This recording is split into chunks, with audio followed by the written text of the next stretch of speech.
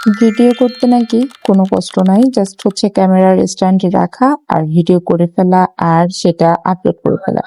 আসলে কার কাছে কেমন লাগে জানি না, কিন্তু আমার কাছে ভিডিও করার সময় প্রচুর পরিমাণে কষ্ট লাগে। কারণ মেইন যেটা সেটা হচ্ছে আগে একটা প্লেস ঠিক করতে হয়, তারপর আমি কিসে কি করব সেটা রেডি করতে হয়, দেন ক্যামেরা সেট করে ভিডিওটা শুট করতে হয়, তারপর সেই ভিডিও এডিট করে ভয়েস দিয়ে তারপর আপলোড করতে হয়।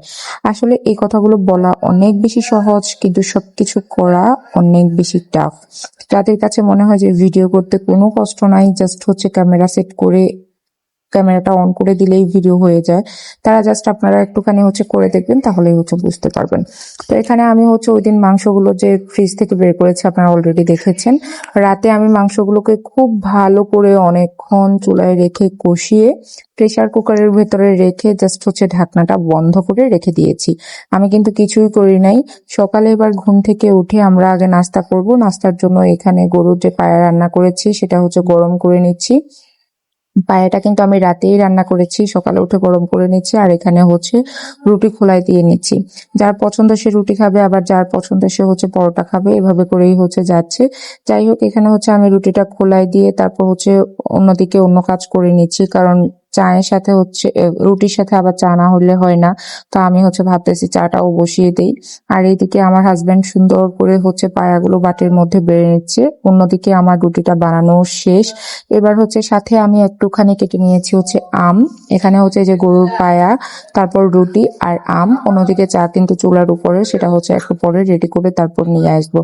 এবার হচ্ছে সবকিছু রেডি করে নেওয়ার পরে আমরা এখন হচ্ছে খেতে বসবো।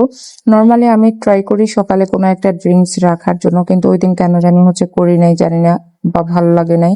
যাই হোক, তারপর হচ্ছে এবার আমরা নাস্তাটা করে নিচ্ছি। নাস্তা করার সময় গল্প করতে করতেই আমরা মোটামুটি হচ্ছে 20 মিনিট আধা ঘন্টা লাগাই লাগাই হচ্ছে নাস্তা করি। তারপর হচ্ছে নাস্তা শেষে এবার আমি যেটা করেছি সেটা হচ্ছে রাতে যে মাংসটা প্রেসার কুকারে বন্ধ করে রেখে দিয়েছি, সেই মাংসটার মধ্যে জাস্ট একটুখানি পানি দিয়ে প্রেসার কুকারে 2টা হুইসেল দিয়ে নিয়েছি। এই তো আমার সেই মাংসটা কিন্তু একদম রেডি। দেন আমি এখানে হচ্ছে শরবত আর হচ্ছে আম কেটে নিয়েছি, আমরা এখন এগুলো খাবো, শরবত আর আম। তারপরে আমি যেটা করেছি যে দুপুরের দিকে এখন ভাত খাবো, তো আমি এখানে একটা শাক ভাজি করেছি, লাল শাক ভাজি। আর যে মাংসগুলো ছিল সেগুলোকেও সুন্দর করে হচ্ছে ভাজি করে নিয়েছি। আর এই শাকটা অনেকদিন পর খাওয়ার কারণে আমাদের কাছে এত বেশি মজা লেগেছে। জাস্ট হচ্ছে আগে সুনাইফাকে 2 লোকমা খাওয়াই দিচ্ছি, ও তো শাক খায় না, ও মাংস দিয়ে 2 লোকমা খেয়েছে।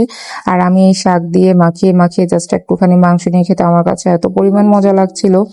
আর এদিকে বিকেলের দিকে আমার হাজবেন্ড হচ্ছে একটা কাঁঠাল নিয়ে আসছে, সেই কাঁঠালটা হচ্ছে খুব সুন্দর করে ভাঙছে। কাঁঠাল আনতেও তার পছন্দ, ভাঙতেও তার পছন্দ, খেতেও তার পছন্দ।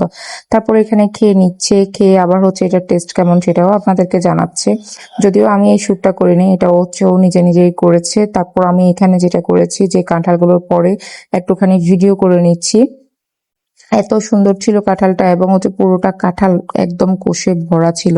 তারপর ওর বাবা ওর জন্য হচ্ছে একটা কি এনেছে, এটা আইসক্রিম এনেছে। আমার মেয়ের আইসক্রিম খুবই পছন্দ, আর খেতে খেতে ভিডিওটা শেষ করলাম।